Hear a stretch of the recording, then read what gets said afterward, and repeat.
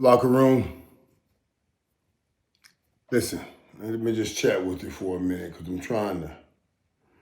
I've been trying to balance myself all day, trying to come off of this damn thing of a weekend I just had.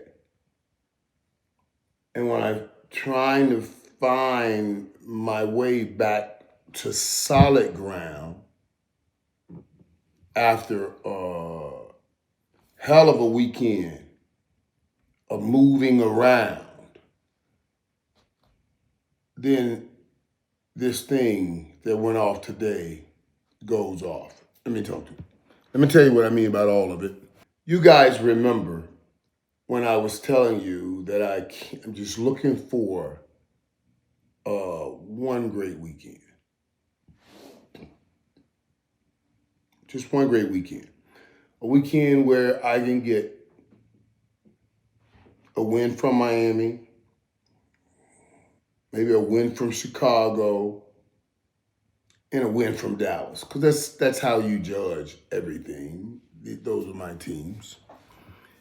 And I can't get them all. I would get a Dallas win, a Miami win, and a Colorado win, then Dallas will lose. Or I get a Miami win and a Colorado loss, Dallas loss. One time I got a Miami loss and Colorado loss and Dallas a win. And I was like, man, I just want one good weekend. One good weekend with all of them winning. And I didn't get that this weekend. I got the opposite of what I've asked for. I got the worst weekend with all of them losing.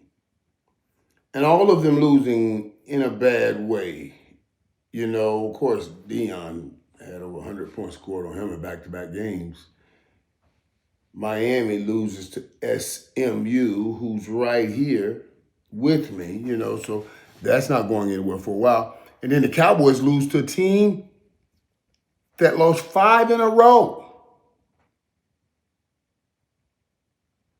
And then again, it's not just that they lost, it's also how they lost. And to his backup quarterback, Jacoby Brissett. So you guys, I was there last night. You saw that game, but let me tell you what that was the end of for me. Just going through the week. Man, I had watched, right, Thursday night. Thursday night I had the donors dinner. Took it out of me Thursday night. The donors dinner. Friday night you do the alumni. We did the alumni gathering, and then of course that was Halloween. Then Saturday, you had to get up early for 11 a.m. game time, bam, on the football field.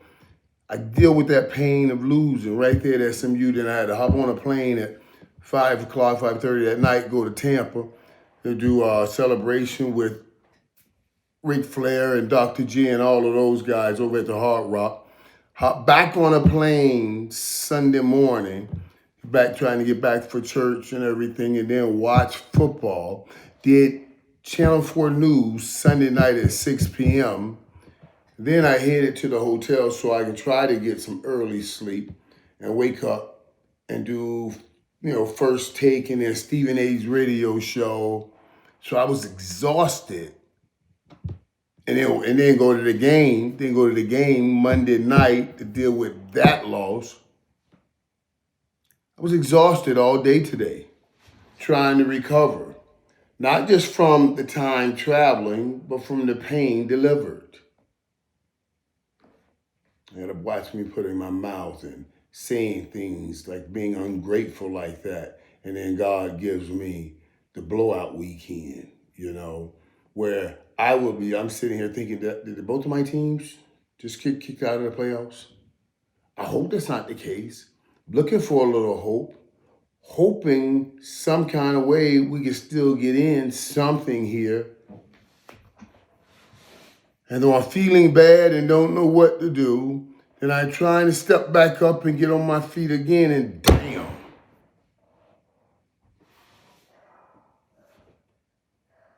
Breaking news. I know what Jerry told us on the show yesterday when I asked, was he bringing somebody in? He said, yes, he's bringing somebody in. And I'm going to be honest, I was like, okay. I thought it may be like, Bradley Chubb, somebody out of Miami, because he was only getting paid $1 million.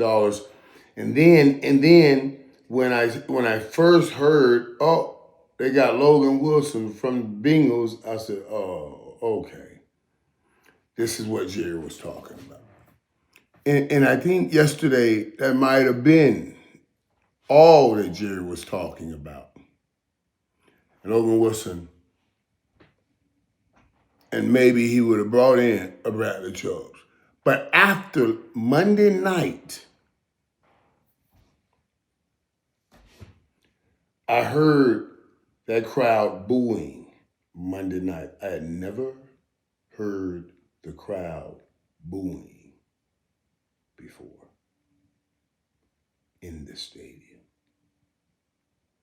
And the way you just let a 0-5 team over the last 5 games, won the first 2, went 0-5 over the last 5, the way you just let that team handle you, if you're the Dallas Cowboys, even if Jerry had Logan Wilson already on the table and the deal done, you know, and then you go and look like that, you know that wasn't enough. I don't know. I would like to find out when they first started talking to the Jets, but I'm glad he did, because getting Quinnen Williams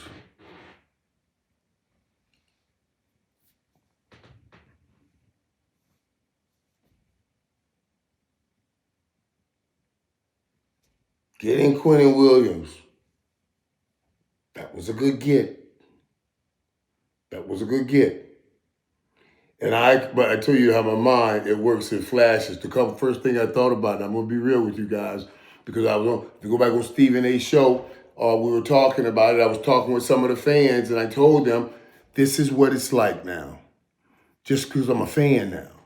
And as a fan, I got to ride it out. And I didn't know you guys had to go through this until I retired, and then learned that I had to ride it out. These peaks and valleys that you got to endure with no control over anything. And somebody asked, Michael, how do you handle that? I said, I'm like any other person. I get so mad. On Sunday, I divorce them. I'm done with this. I got to get my heart out of this. This is not healthy. It's not healthy. But by Wednesday night, right before the Thursday game, because they'll start telling you all the possibilities, this team I have is this team win, this team win, this team, you can get back in and hunt. So you divorce them Sunday night, I'm done. I can't do it no more. I'm out of here. Irreconcilable differences. And then by Wednesday night, Thursday morning, you back at the altar saying, I do. We got another shot. I'm pulling again. That's what you live like. And here we go again. After that disastrous performance last night, on defense, yes, but made more disastrous because the offense didn't do anything also. The offense had 7 points. I mean, they had 7 points at the first score, and that's from special teams. Offense went a whole game, put 10 points. This is the offense that was scoring 40 points at home. Oh my God! And you do that against an Arizona team, yeah. So all things went bad Monday night. I told you guys that, and I said this was going to be a horrible week. And then today's news came down about Quinnen Williams and Logan Wilson. And I know Logan Wilson came from a defense that's about worse than Dallas defense. But that's okay. I'll take him. And Quinnen Williams, I gloat about him. That was a great move. I don't care what people say. This is a great move. Jerry can work things out with Quentin Williams in his mind better than he can, and for the calorie set purposes with Michael Parsons. Quentin Williams also is that inside force. Dude, don't play. Don't play. Now, I love Michael, and there's very, very few people as talented as Michael. But of course, we had issues with the run. Quentin Williams have been able to stop that. He's all pro inside. That's a tough thing because that's where all the meat smashed together inside. So this was a great pickup. I know. Now let me give you the numbers because people are talking about this. Quentin Williams signed his extension, a 4-year extension, worth $96 million. $96 million July of 2023. So that's July 2023 he played. It was extension. So I imagine he had a year on. So they probably got him for another 2 years. Or if he plays well the rest of this year, and then he plays well the year after that, Jerry will have to extend him.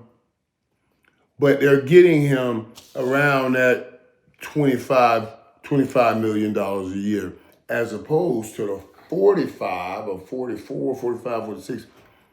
Certainly he had him at 41 already, number that Michael wanted. So Jerry had to. He had to. Because people were looking at him mighty funny about how he has messed this thing up by trading Michael and that defense looking like that. That's Matt Eberflus and all of those guys who deserves a lot of credit for how bad this thing has looked, has really kind of slipped under the radar because everybody's blaming Jerry because of the Michael Parsons trade. They don't even throw enough at the defensive coordinator. You know what I mean? So Jerry did a great job here getting Quentin Williams. I'm still all emotionally shook like I don't know what. Because the movie that comes to my mind, boys, I love it, man. When Michael Corleone says it. Every time I think I'm out, they pull me back in. Quentin Williams can pull me back in and start hoping again. Well, wait a minute now. If we can shut this down and do that, maybe we work on this, work on that. This is what this thing does. This is what it does. I had just left it for dead. Like, no way. And then just like that,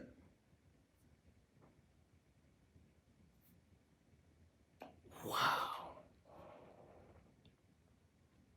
I'm so confused. I'm so confused.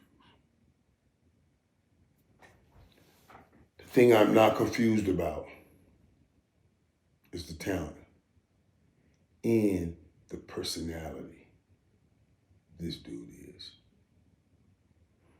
I tell you guys, I sat with his family at his draft.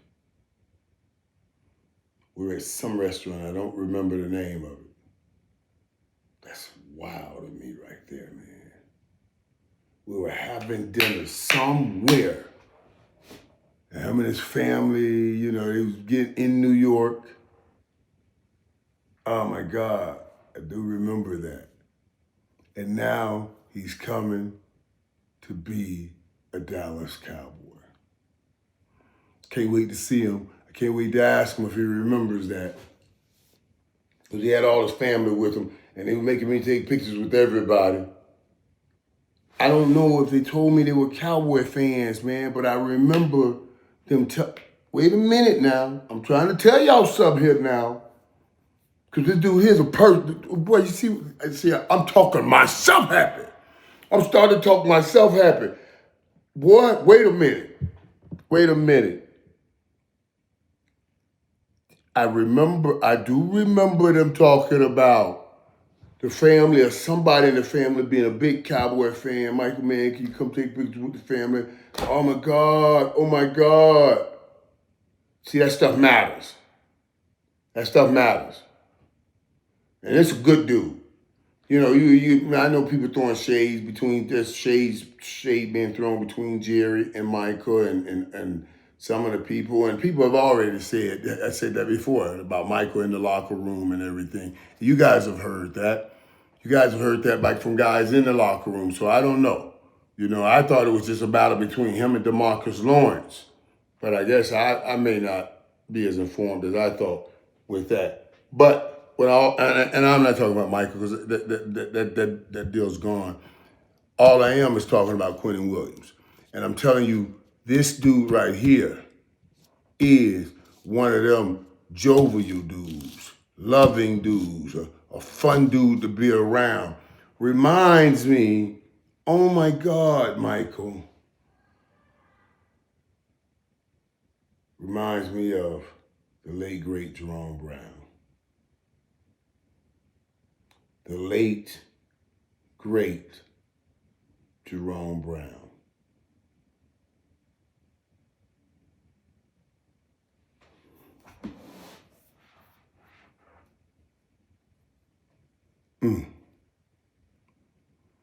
Now I gotta see what happens with this on the football field. And if you're asking me, can one person make that big of a difference on defense? Yeah. Yeah. You still have to get, to the quarterback. That's still the number one thing. But it makes it more difficult to get more easy to get to a quarterback if, first of all, the quarterback doesn't have anybody else that can run because that middle's being clogged up. And then, second of all, if you got to put two dudes in the middle of the field or where the big boy is to block him, now look at all that space you got to get around those other dudes if you're the faster dudes running around on the outside. And let me give you this trifecta on the HOUSE on all things, and certainly one thing that we were suffering from. Anything, anytime you are being attacked. And if you want to survive the attack, you must protect things up the middle. Up the middle concept is so deep that if I had strong intentions to take you out, there are no way that your body has given you any way to protect even your middle. If I,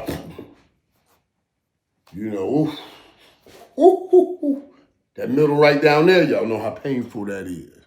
If anybody touches that middle down there, they kick that middle, I don't hit the pain. Right here, in the middle of you right here, there's nothing you can do. I can't lift enough weights to protect me here because there's nothing protecting that there.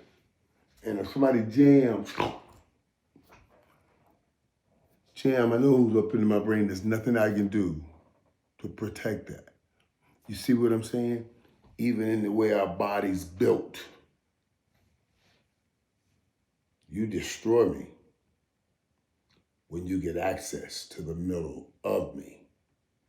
That works certainly with me and with all defenses everywhere in every game, because the shortest way to your destination is a straight line. And a straight line says through the middle. You dig what I'm saying? So that's why you got to strengthen that middle over all things. And today, the Dallas Cowboys just strengthened the middle.